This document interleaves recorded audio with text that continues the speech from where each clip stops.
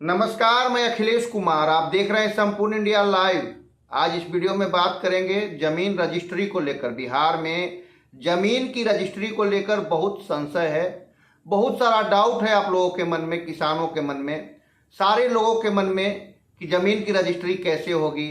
मामला हाईकोर्ट में गया था क्योंकि नीतीश सरकार ने कहा था कि जिनके नाम पे जमीन होगी उन्हीं की रजिस्ट्री होगी, वरना रजिस्ट्री नहीं होगी। लोग हाईकोर्ट गए, हाईकोर्ट ने भी उसी बात को बरकरार रखा जो सरकार ने कही थी। सरकार ने कही थी कि बगैर जमाबंदी के जिसके नाम पे जमीन होगा, रसीद कट रहा होगा, वही बेच सकता है, वही रजिस्ट्री कर सकता है। लोग सुप्रीम कोर्ट गए, सुप्रीम कोर्ट में सितंबर में सुनवाई होनी थी, नहीं हुई। 15 अक्टूबर को सुनवाई होनी थी, फिर से डेट बढ़ गया और अब 8 नवंबर को सुनवाई होगी दोस्तों।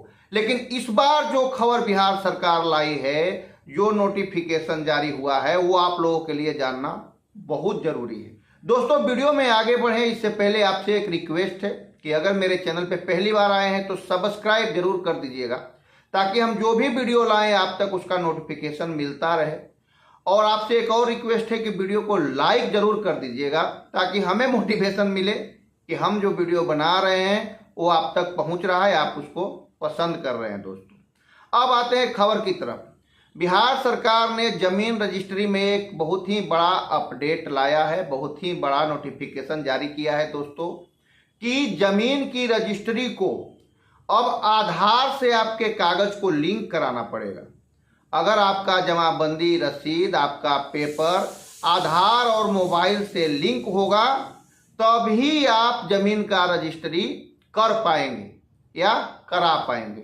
अब देखिए इससे क्या कुछ फायदा होने वाला है। सरकार कह रही है कि इससे बहुत बड़ा जो नुकसान है, जो गड़बड़ी है जमीन रजिस्ट्री के मामले में, बिहार में जो गड़बड़ियां चल रही है उसमें बहुत बड़ा सुधार हो जाएगा। आइए हम एक एक करके सिलसिलेवार तरीके से समझाने का प्रयास करते हैं आपको कि क्या कुछ सरकार कह रही है कि मोबाइल लिंक कराने से और आधार लिंक कराने से क्या कुछ फायदा होने वाला है दोस्तों।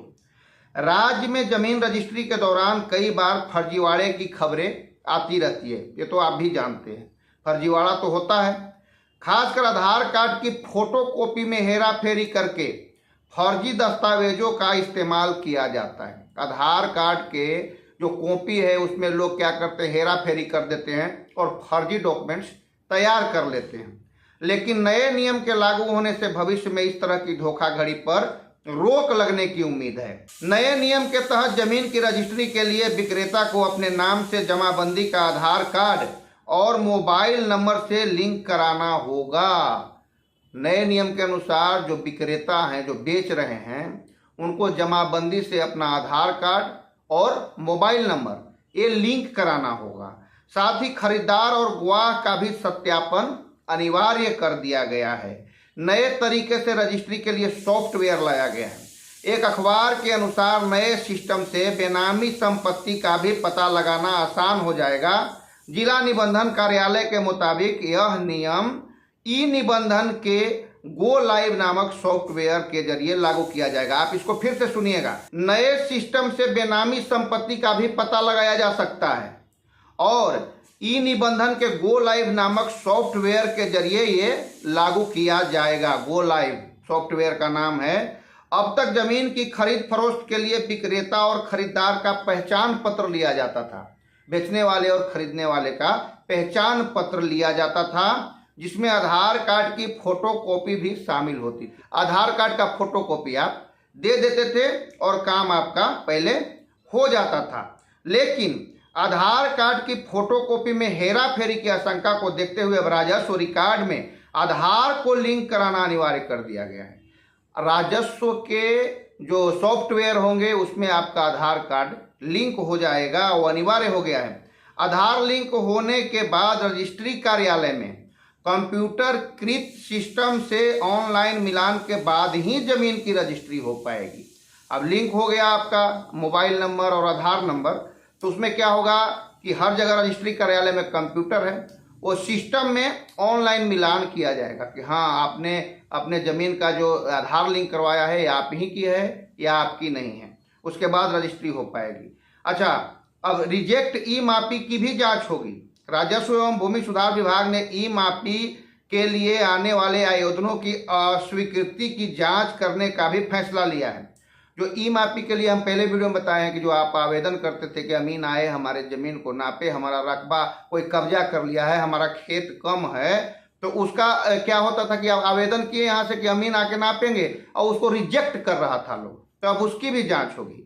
यह जांच रैंडम तरीके से की जाएगी। इस दौरान यह देखा जाएगा कि आवेदन स्वीकार करने का आधार सही है या नहीं। जो आप आवेदन दिए हैं उसका आधार सही है या नहीं, उसको एक्सेप्ट किया जाना चाहिए था या रिजेक्ट किया जाना चाहिए था, ये सारा कुछ जांच होगा दोस्तों। देखा गया है कि करीब 25% आवेदन अस्वीकार कर दिए जाते हैं। जिला राजस्व शाखा से मिले आंकड़े के मुताबिक जिले के सभी 19 अंचलों में ई मापी के लिए अब तक कुल 1700 आवेदन आए, जिसमें 417 आवेदन अलग अलग कारणों से अस्वीकार कर दिए गए, जबकि 897 आवेदनों का भुगतान किया गया है दोस्तों। अब और क्या कुछ भूमि सुधार एवं राजस्व विभाग करने वाली है, नीतीश कुमार की सरकार करने वाली है। देखिए, अमीनों के कामकाज की भी जांच होगी।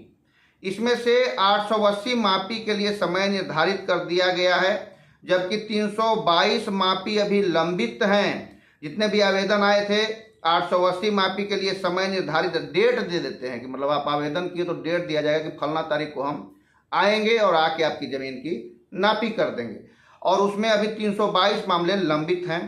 अच्छा, ऐसे में विभाग ने अमीनों के कामकाज की जांच करने का फैसला लिया है। जब अमीन हैं उनके कामकाज का भी जांच हो, सही काम कर रहे हैं या गलत काम कर रहे हैं। अब आइए, इससे यह पता लगाया जा सकेगा कि तय मानकों और विभागीय दिशा निर्देशों के अनुसार मापी हो रही है या नहीं।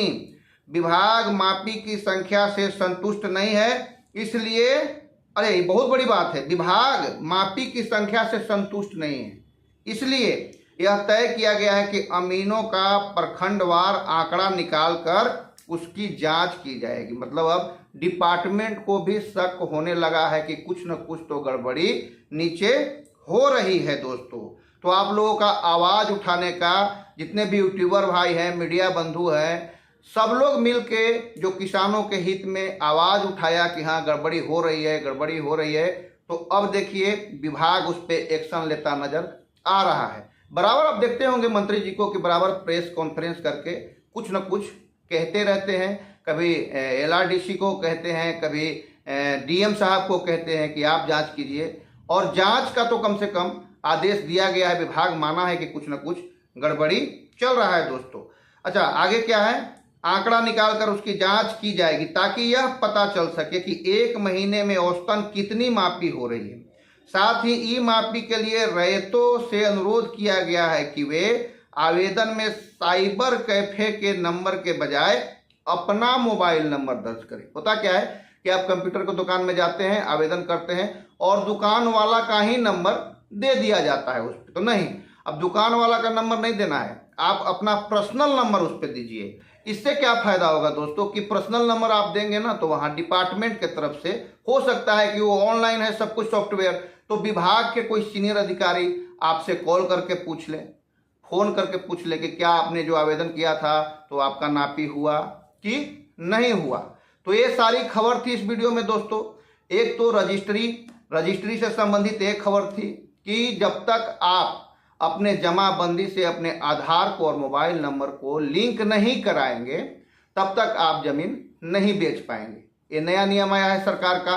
और दूसरा, सर्वे में जो अमीन के लिए आप जमीन मापी के लिए अमीन को आवेदन कर रहे हैं ऑनलाइन, वो जाके माप रहे हैं कि नहीं, और अमीन कितना काम कर रहे हैं, कितना मापी हो रहा है।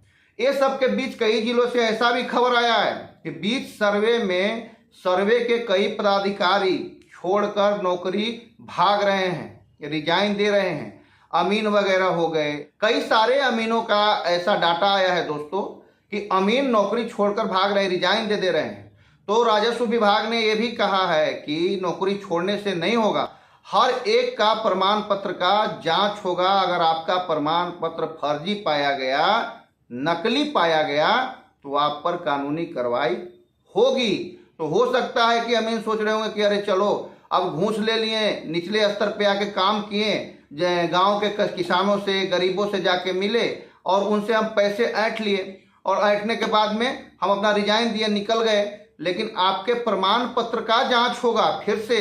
अगर आप सोचे होंगे किसी तरह से जुगाड़ लगा के हम भर्ती हो गए या नकली प्रमाण पत्र बना के भर्ती हो गए और माल छाप दिए, पैसा कमा लिए और अब हम निकल जाते हैं रिजाइन देके, तो आप बचेंगे नहीं। सरकार कह रही है कि अमीनों के प्रमाण पत्र जो नौकरी छोड़ रहे हैं, त्याग पत्र दे रहे हैं, फिर से जांच होगी दोस्तों, और जांच करने के बाद अगर गलत पाया गया तो आप पर कानूनी कार्रवाई होगी।